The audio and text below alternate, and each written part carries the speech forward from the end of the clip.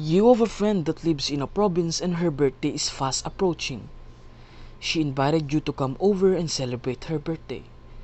You decided to go there, but the day before your trip, a weather update was aired in the news telling that the typhoon would landfall in the province where your friend lives. You called her and said that you couldn't come, but she said that you have nothing to worry about since their place is safe. So you continued to your plan. You drove to the province ignoring the news, but when you're on the boundary, things happened. There was a landslide recorded on the road so you couldn't pass. There were also multiple reports about storm surge in the place. While on typhoon, an earthquake struck the province and you felt it. Due to this, fires broke out and floods occurred in different places. You called your friend but failed to find a signal. You noticed an unseen message since you were focused on driving earlier. You opened it and it's from your friend telling that you should not go there now due to the situation. You are now stranded in the road and can't find any help. You decided to stay there until the rain goes away. The scenario may be a bit exaggerated, but it could really happen. There can be more than one disaster to occur at a certain place. However, while most of the disasters are destructive, many of them are predictable and preventable. And that is through disaster readiness and risk reduction. There's a lot of disasters that occur in the Philippines. There are earthquakes, typhoons, floods, fires, and many more. That is why we need to know the hazard that each of the disasters possess. Let us go through the PEG diagram, which is a diagram concerning people, environment, and the government. These three are essential to prevent or mitigate disasters. In order to cope up, you need to evaluate yourself and your community using a demographics. You may assess people based on their age, health status, financial status, and geographical location. These factors may give an overview on who are the most vulnerable or less vulnerable sector when there's a disaster.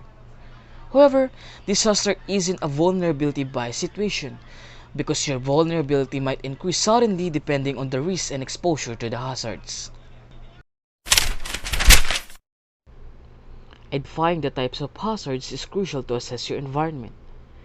First, the natural hazards, which arise from natural processes in the environment, such as earthquakes, tsunamis, landslides, volcanic eruptions, and floods. The next one is the quasi-natural hazards, which arise through the interaction of natural processes and human activities, such as pollution or desertification, smog, and fog. Lastly, the technological or man-made hazards, which arise directly as a result of human activities. Example of which is an accidental release of toxic chemicals and pesticides to flora and fauna. Accepting the fact that hazards are always there is a very good way to be cautious. The government has an absolute power to mobilize responses during a disaster. Here are some of the government sectors that are in charge of disasters and calamities.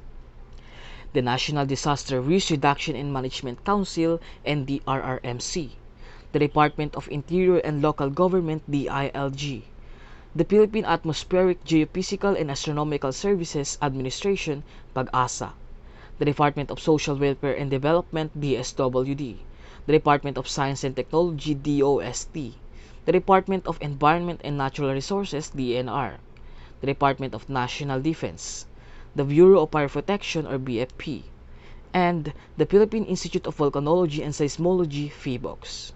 Knowing these sectors is essential for you to gain accurate and updated information about a disaster. Of course, you should listen to what they say. Again, knowing the simple PEG diagram is crucial. It may be simple, but it can save you and others from catastrophic events. The next time you'll travel or will simply do your daily routine, always consider the conditions so that you can be safe. Now you have survived the disaster, you can finally go.